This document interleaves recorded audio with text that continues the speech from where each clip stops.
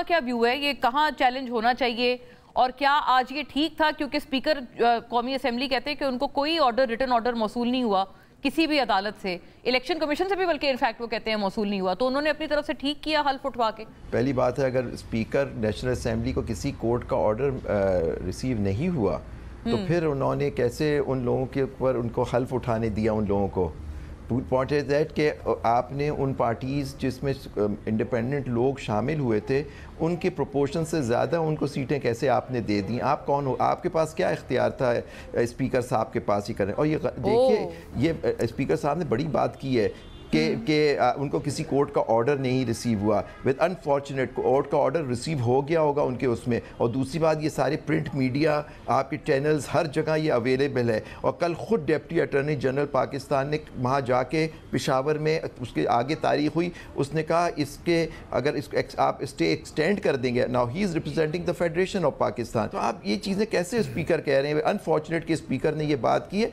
और ये कोर्ट को देखना होगा कि वो सच बात कह रहे हैं या गलत बात कह रहे हैं, नंबर वन। दूसरी बात, जूरिसडिक्शन की, आपको याद होगा जब इलेक्शन की डिस्प्यूट्स पिछले साल चली तो हर वक्त ये जो आजकल जो जजेस बैठे हुए हैं और जो चीफ जस्टिस हैं वो बेंच में बैठते नहीं थे। वो कहते थे कि जी ये मामले जो है पहले हाई कोर्ट में जाने चाहिए, अगर हाई कोर्ट से होकर सुप्रीम कोर्ट में आने चाहिए और ये सू मोटो नहीं लेना चाहिए। उनके ऑर्डर्स मौजूद हैं जो रिपोर्टेड हैं और सब आपके पास अवेलेबल हैं। सिद्दीकी साहब बैठे हैं, ये आपको दे भी देंगे।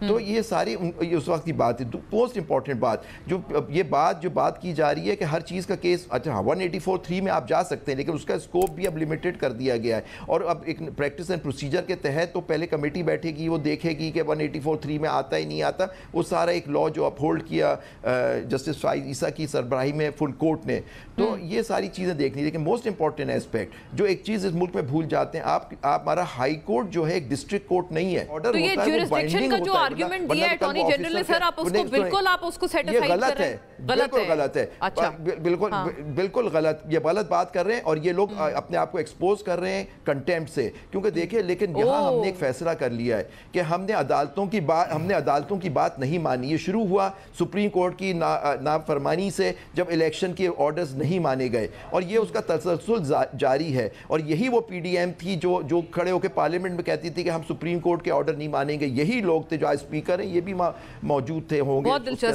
MNA थे उस वक्त। ये मुशर्रफ साहब की किसी जजमेंट का सर जिक्र कर रहे हैं। मुशर्रफ साहब का भी रिसेंटली जो जस्टिस मंसूर अली शाह का टेरिटोरियल जुरिसडिक्शन के हवाले से है, वो बड़ा अहम फैसला है उसमें भी कि लाहौर हाई कोर्ट ने जुरिसडिक्शन इस बुनियाद पर एक्सटेंड की कि क्योंकि पीसीओ जीएचक्यू से जारी किया गया था, जीएचक्यू पिंडी में आता है। नहीं, वो बिल्कुल अलग चीज थी, वो अलग चीज है, वो फेडरल वो नहीं था।